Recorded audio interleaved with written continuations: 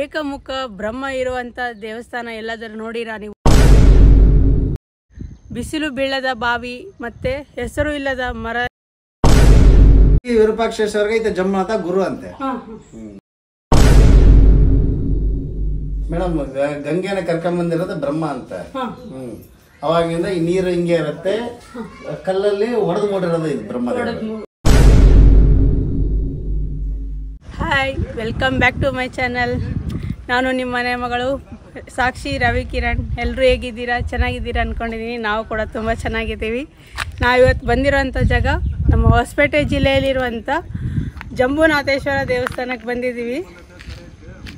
ಇವತ್ತಿದನ್ನು explore ಮಾಡೋಣ, Sunday ಇದೆ, free ಇದ್ದೀವಿ ಅಂತಂದೇಳಿ ಇಲ್ಲಿಗೆ ಎಕ್ಸ್ಪ್ಲೋರ್ ಮಾಡೋಕ್ಕೆ ಬಂದಿದ್ದೀವಿ ನಾನು ಕಿರಣ್.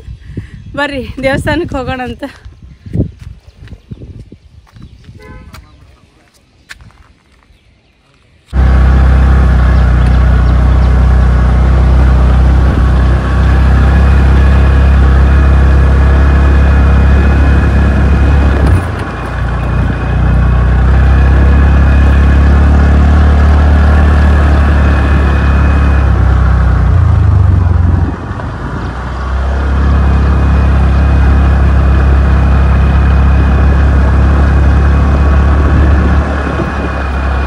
ಈ ದೇವಸ್ಥಾನಕ್ಕೆ ನಾವು ಮೇಲ್ಗಡೆ ಹೋಗ್ಬೇಕಂದ್ರೆ ನಮ್ಗೆ 2 ರೂಟ್ ಸಿಗ್ತಾವ್ರಿ. ಒಂದು ನಾವು ಮೆಟ್ಲು ಹತ್ಕೊಂಡು ಕೂಡ ಹೋಗ್ಬೋದು, ಇನ್ನೊಂದು ನಾವು ಆಫ್ ರೋಡ್ ಮುಖಾಂತರನೂ ಹೋಗ್ಬೋದು.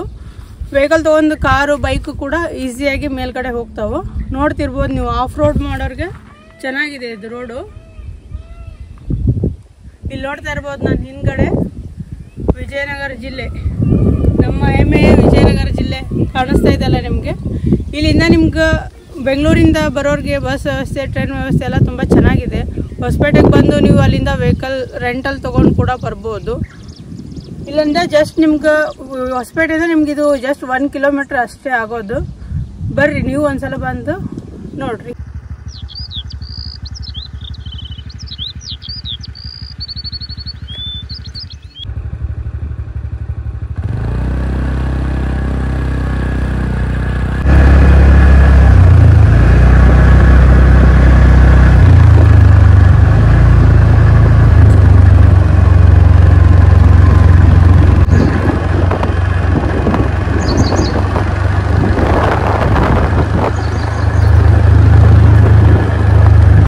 ಇವಾಗ ಮೇಲ್ಗಡೆ ಬಂದ್ವಿ.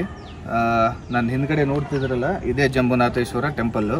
ಇದಕ್ಕೆ ಯಾಕೆ ಜಂಬುನಾಥೇಶ್ವರ ಟೆಂಪಲ್ ಅಂತ ಕರೀತಾರೆ ಅಂದರೆ, ಜಂಬುನಾಥೇಶ್ವರ ಸುಮಾರು 1000 ವರ್ಷಗಳ ಕಾಲ ತಪಸ್ಸು ಮಾಡಿ ಶಿವನ ಮೆಚ್ಚುಗೆಗೆ ಪಾತ್ರ ಆಗಿ ಈ ಲೋಹಾದ್ರಿ ಬೆಟ್ಟ, ಈಗೇನು ಕಾಣಿಸ್ತಿದಲ್ಲ ಇದು ಹಿಂದ್ಗಡೆ, ಇದು ಲೋಹಾದ್ರಿ ಬೆಟ್ಟ.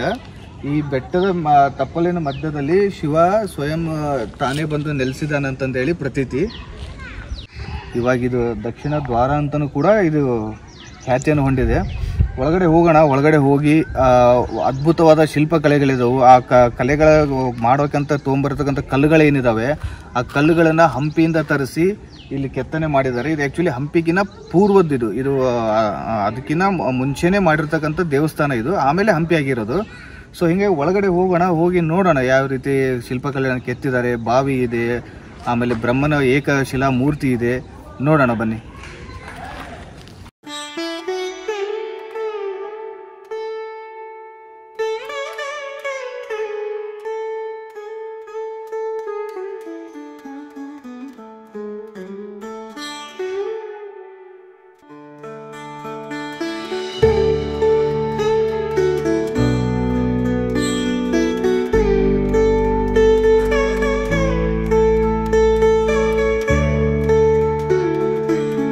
ದೇವಸ್ಥಾನವನ್ನು 3 ರಾಜರು ನಿರ್ಮಾಣ ಮಾಡಿರುವಂಥ ದೇವಸ್ಥಾನ ಇದು. ಇದು ಚೋಳರಾಜ, ಪೌಳರಾಜ ಮತ್ತು ತ್ರಿಶಂಕು ಎಂಬ 3 ರಾಜರು, ನಮ್ಮ ವಿಜಯನಗರದ ರಾಜರು ನಿರ್ಮಿಸಿರುವಂಥ ದೇವಸ್ಥಾನ ಇದು. ಬರ್ರಿ ಹೋಗೋಣ. ಈ ದೇವಸ್ಥಾನವನ್ನು ಹಂಪಿಯಲ್ಲಿ ಸಿಗುವಂಥ ಬಿಳಿ ಕಲ್ಲಿನಿಂದ ನಿರ್ಮಾಣ ಮಾಡಿದ್ದಾರೆ. ಇಲ್ಲಿ ನೋಡ್ರಿ ಇದು ಕಲ್ಲು. ಇವಾಗ ಹಂಪಿ ಒಳಗೆ ಏನಿದೆಯಲ್ಲ ಅದೇ ಕಲ್ಲು ಇಲ್ಲಿ ಬಳಸ್ಕೊಂಡು ಈ ದೇವಸ್ಥಾನವನ್ನು ಕಟ್ಟಿದ್ದಾರೆ. ನೋಡ್ತಾ ಇರ್ಬೋದು ನೀವು ಇದು ಕಲ್ಲು ಹೇಗಿದೆ ಅಂತಂದೇಳಿ.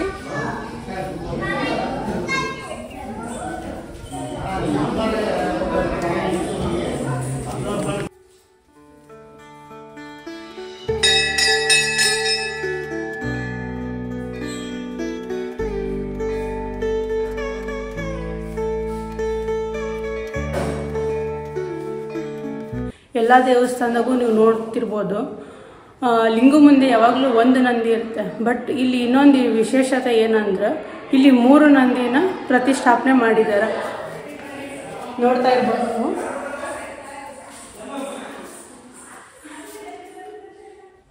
ಅದು ಯಾಕಪ್ಪ ಅಂದ್ರೆ 3 ರಾಜರು ಇದನ್ನ ಸ್ಥಾಪನೆ ಮಾಡಿರೋದ್ರಿಂದ ಪ್ರತಿಯೊಬ್ಬ ರಾಜರಿಗೂ ಒಂದೊಂದು ನಂದಿ ವಿಗ್ರಹಗಳನ್ನು ಸ್ಥಾಪನೆ ಮಾಡಿದ್ದಾರೆ ಇಲ್ಲಿ. ನೋಡಿ ಇಲ್ಲಿ ಕಲಾಕೃತಿ ಹೇಗಿದೆ ಅಂತಂದೇಳಿ.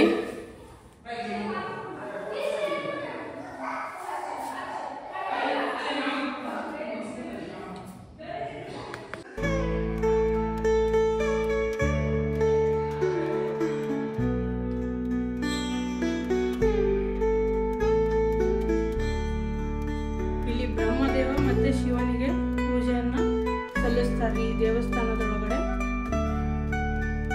ನೀವು ಏಕಮುಖ ಬ್ರಹ್ಮದೇವರ ದೇವಸ್ಥಾನ ನೋಡ್ಬೇಕಂದ್ರೆ ನಮ್ಮ ಜಂಬುನಾಥೇಶ್ವರ ದೇವಸ್ಥಾನಕ್ಕೆ ಒಂದ್ಸಲ ವಿಸಿಟ್ ಕೊಡ್ರಿ ಎಲ್ಲಾರು. 1310 ಅಂತ ಅಂದಾರ, ಆದ್ರೆ ಇದು ಹಿಸ್ಟ್ರಿ ಪೂರ ಗೊತ್ತಿಲ್ಲ. 900 ವರ್ಷಗಳ ಹಳೆಯ ಪುರಾತನ ದೇವಸ್ಥಾನ. ಕ್ರಿಸ್ತ ಶತಕ್ಕೂ ಈಗ ಇಸ್ವಿಗೂ ಚೇಂಜ್ ಇದೆ ಅಲ್ಲ. ಆ ಥರ ಎಕ್ಸಾಕ್ಟ್ ಆಗಿ ಯಾವಾಗ ನಿರ್ಮಾಣ ಆಯ್ತು ಅನ್ನೋದಕ್ಕೆ ಯಾವುದೇ ಮಾಹಿತಿ ಇಲ್ಲ. ಅದು ಸಾವಿರಾರು ವರ್ಷ ಹಳೆಯದು. 1310 ಅಂತಂದ್ರೆ ಅವಾಗ ಇದು ಯಾವಾಗ ದೇವಸ್ಥಾನ ಸಿಕ್ಕೈತೆ ಅವಾಗ ಅವ್ರು ಇದ್ ಮಾಡ್ಯಾರ. ಅವಾಗ ಅಂದ ಇಸ್ವಿ ಇದ್ ಮಾಡ್ಯಾರ. 1310 ಇಸ್ವಿ ಅದು ಇವರು ಹುಡುಕಿರೋದು ಸಿಕ್ಕಿರೋದು. ಹಿಸ್ಟ್ರಿ ಗೊತ್ತಿಲ್ಲಲ್ಲ. ಓಹೋ ಹಂಗೆ. ಅದಕ್ಕಿನ್ನ ಪೂರ್ವದಲ್ಲೇ ಇದು ದೇವಸ್ಥಾನ ಐತಿ. 1310 ಪೂರ್ವದಲ್ಲೇ ಲಿಂಗ ಇದೆ. ಆ ಲಿಂಗ ಸಿಕ್ಕ ಮೇಲೆ ಈ 3 ರಾಜರು ಸೇರಿ ದೇವಸ್ಥಾನ ಕಟ್ಟಿದಾರೆ. ಅವಾಗ 1310 ಸಿಕ್ಕೈತಿ ಇದು. ಅವಾಗ ಇದು ನೋಡಿ ಅವ್ರು ಕಟ್ಟಿದಾರೆ. ಪಕ್ಕ ಇದೆ. ಯಾಕಂದ್ರೆ ಈಗ ನೋಡೋ ತರ ಇರ್ಬೇಕಲ್ಲ ಇಲ್ಲಿ. ಅದು ಫಸ್ಟ್ ಇದ್ದಿದ್ದಕ್ಕೆಲ್ಲ ಇವ್ರಿಗೆ ಗೊತ್ತಾಗಲ್ಲ ರಾಜಾಗ. 3 ರಾಜರು ಕಟ್ಟಿರೋದಕ್ಕೆ 3 ನಂದಿ ಇಟ್ಟಿರೋದು. ಈಶ್ವರನ ಮುಂದೆ ಒಂದೇ ನಂದಿ ಇರೋದು. ಇವ್ರು ಯಾರೋ ಭಕ್ತರು ನಾವು ಗಲಾಟೆಗಿದ್ದಾಗ ತಾವಂದಿಟ್ಟಾರ, ಈಗ ಬಿಸಾಕಿರ್ಲಾರ್ದ ಸುಮ್ಮನೆ ಇರ್ಲಿ ಬಿಡೋದ ಕೈ ಬಿಟ್ಟಿದ್ದಾರೆ. ಸಣ್ಣದಾಗ ಬಗಲಾಗ ಇಟ್ಟಾರ. ನೀವೇನು ಕಷ್ಟಪಟ್ಟು ಇದು ಮಾಡ್ತೀವಿ ಆ ಕೆಲಸ ಆಗತ್ತ. ಮದುವೆ ಆಗ್ಲಾರ್ದಾರ, ಮಕ್ಕಳು ಆಗ್ಲಾರ್ದಾರ ಎಲ್ಲರೂ ಬಾವಿ ಹತ್ರ ನೀರು ಹಾಕ್ಸಿರ್ತಾರೆ. ತಮ್ಗೇನಾರ ಸಮಸ್ಯೆ ಇದ್ರೆ, ಆರೋಗ್ಯ ಸಮಸ್ಯೆ ಇದ್ರೆ ಕೂಡ ನೀರು ಹಾಕ್ಸಿರ್ತಾರೆ. ಎಲ್ಲೆಲ್ಲ ಡಾಕ್ಟರ್ ತಗೆಲ್ಲ ಸುತ್ತಾಡಿ ಬಂದು ಲಾಸ್ಟಿಗೆ ಇವತ್ತು ಒಬ್ಬ ಅಮ್ಮ ಮಗಳಿಗೆ ಚರ್ಮ ಅಲರ್ಜಿ ಆಗೈತಿ ಅಂತಂದು ಅದು ಎಲ್ಲೇ ತೋರಿಸ್ಯಾರಂತೆ ವಾಸಿ ಆಗಿಲ್ಲ. ಇವತ್ತು ಬಂದು ಬೆಳಗ್ಗೆ ನೀರು ಹಾಕ್ಸ್ಕೊಂಡು ಅವ್ರ ನಂಬಿಕೆ ಅದ ಚರ್ಮ ರೋಗಕ್ಕೆ. ಮದುವೆ ಆಗ್ಲಾರ್ದವರು, ಚರ್ಮ ರೋಗ ಇರೋರು, ಮದುವೆ ಮಕ್ಕಳು ಇನ್ನು ತಮ್ಗೇನಾರು ಸಮಸ್ಯೆ ಇದ್ದಾರಲ್ಲ ಹಾಕ್ಸ್ಕೊಂಡು ನೀರು ಹಾಕೊಂಡು. ಅದಕ್ಕೇನು ವಿಶೇಷವಾಗಿ ಏನಾದ್ರು ಪದ್ಧತಿ ಏನಾದ್ರು ಇದನ್ನ ಇಲ್ಲ ನಾರ್ಮಲ್ ಆಗಿ ಬರ್ಬೋದು? ನಾರ್ಮಲ್ ಆಗಿ ಬರ್ಬೇಕು. ಬೆಳಿಗ್ಗೆ ಏನು ತಿನ್ಲಾರ್ದಂಗ ಮನೆಯಲ್ಲ ಸ್ನಾನ ಮಾಡ್ಕೊಂಡು ಇಲ್ಲಿ ಬಂದು ನೀರು ಹಾಕ್ಸ್ಕೊಂಡು ಅಲ್ಲಿ 5 ರೌಂಡು, ಬ್ರಹ್ಮಪ್ಪನ ಗುಡಿ 5 ರೌಂಡು, ಜಗನ್ನಾಥ ಗುಡಿ 5 ರೌಂಡು ಪ್ರದಕ್ಷಿಣೆ ಮಾಡಿ ಹೋಗ್ಬೇಕು. ದರ್ಶನ ಮಾಡ್ಕೊಂಡು ಹೋಗೋದು. ಇರ್ತಾವಲ್ಲ ಅಲ್ಲಿ ಮಕ್ಕಳ ಕೈಲಿ 1 ರೂಪಾಯಿ ಹಾಕ್ಸಿ ಕೈ ಮುಗಿತಾರ. ಇದು ಯಾವ ದೇವ್ರದ್ದು? ಇದು ವೀರಭದ್ರ. ಅದು ಭೈರಪ್ಪ ಅಂತಾರ. ದುಂಡಗ ಐತಲ್ಲ ಅದು, ಅಲ್ಲಿ 1 ರೂಪಾಯಿ ಹಾಕಿ ಕೈ ಮುಗಿತಾರ.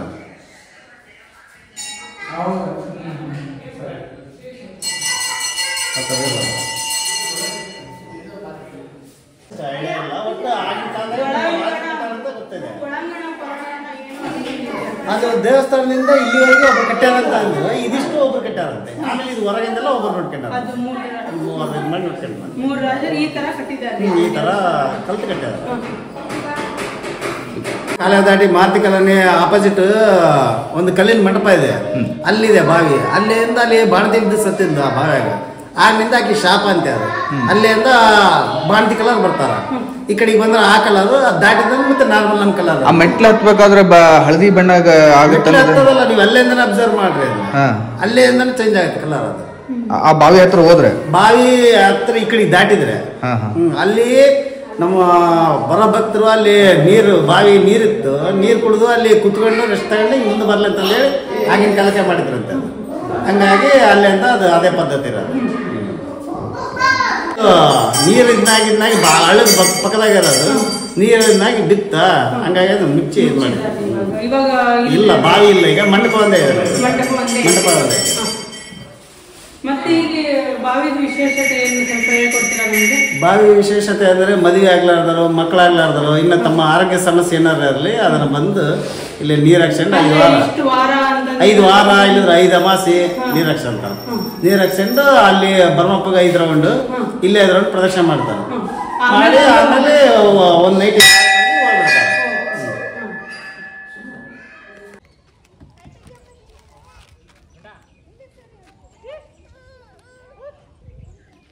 ಸ್ವಲ್ಪ ನಮ್ಗೆ ಮಾಹಿತಿ ಕೊಡ್ರಿ ಬಾವಿ ಬಗ್ಗೆ. ಆಳ ಎಷ್ಟಿದೆ ರೀ ಇದು? 4.5 ಫೀಟ್ ಇದೆ. 4.5 ಫೀಟ್ ಇದೆ ರೀ. ಇದೇ ಬಾವಿ ನೀರೇ ಇದೇ ಬಾವಿ ನೀರೇ ಸ್ನಾನ ಮಾಡಕ ಪೂಜೆಗೆ ಎಲ್ಲದಕ್ಕೆ ಯೂಸ್ ಮಾಡ್ತೀವಿ. ಮತ್ತೆ ಮದುವೆ ಆಗ್ಲಾರ್ದಾರ ಮಕ್ಕಳಾಗ್ಲಾರ್ದಾರ ತಮ್ಗೇನ ಆರೋಗ್ಯ ಸಮಸ್ಯೆ ಇದ್ರೆ ಕೂಡ ಇಲ್ಲಿ ಬಂದು ನೀರು ಹಾಕ್ಸಂತಾರ. 5 ವಾರ ಇಲ್ಲದ್ರೆ 5 ಅಮಾಸೆ ನೀರು ಹಾಕ್ಸಂತಾರ. 5 ಸೋಮವಾರ ಇಲ್ಲದ್ರೆ 5 ಅಮಾಸೆ.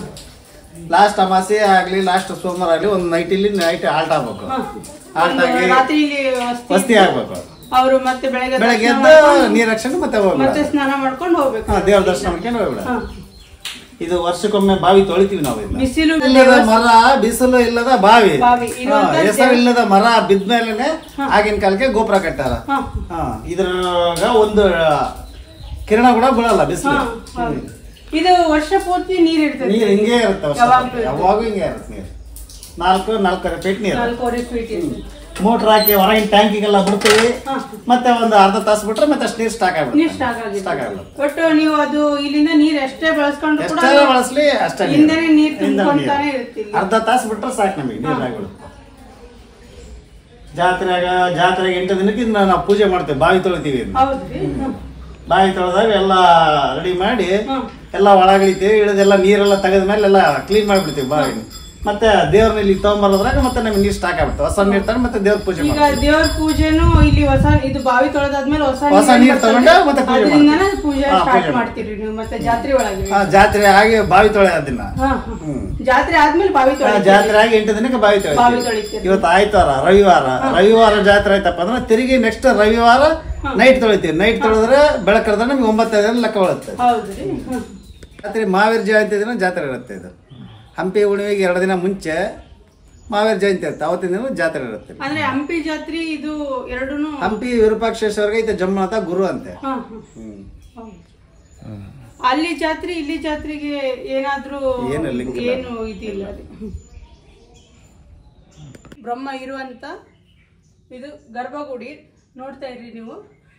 ಕಲ್ಲಲ್ಲಿ ಒಡೆದು ಮೂಡಿರೋದಂತೆ. ಅದ್ರ ಮ್ಯಾಗೆ ಕಂತಿಡ್ಸ್ಯಾರ. ಕಲ್ಲಲ್ಲೇ ಒಡೆದು ಮೂಡಿರೋದಂತೆ ಬ್ರಹ್ಮ. ಅದ್ರ ಮ್ಯಾಗೆ ಕಂತಿಡ್ಸಿ ಇದನ್ನ ರೆಡಿ ಮಾಡ್ಯಾರ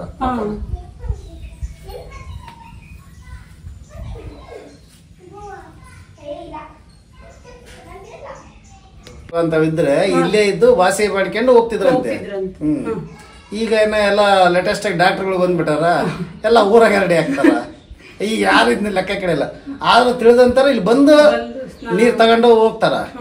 ನೀರ್ ತಗೊಂಡು ಡೈಲಿ ಯೂಸ್ ಮಾಡ್ತಾರ. ಗುಜರಾತ್ ರಾಜಸ್ಥಾನ್ ಕಡೆಯಿಂದನೂ ಬರ್ತಾರ ಮೇಡಮ್. ಇಲ್ಲಿಗೆ ಬಂದ ಅವ್ರು ನೈಟ್ ಆಲ್ಟ್ ಆಗಿ ಪೂಜೆ ಗೀಜೆ ಮಾಡ್ಸ್ಕೊಂಡು ನೀರ್ ಕೂಡ ತಗೊಂಡ್ ಹೋಗ್ತಾರ.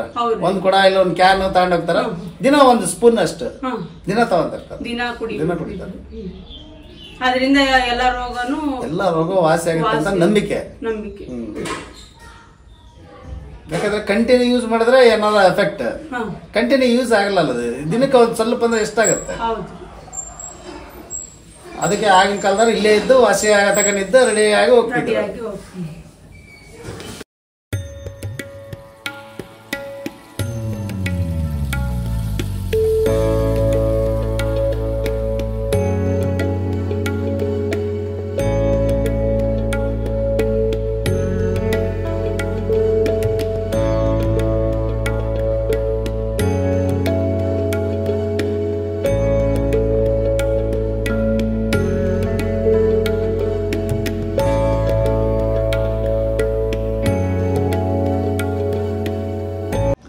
ನೋಡಿದ್ರಲ್ಲ, ಇದಿಷ್ಟಿತ್ತು ನಮ್ಮ ಜಂಬುನಾಥೇಶ್ವರ ಟೆಂಪಲಿನ ಬಗ್ಗೆ ನಿಮ್ಗೆ ಮಾಹಿತಿ ತಿಳಿಸ್ಕೊಟ್ಟಿದ್ದೀನಿ.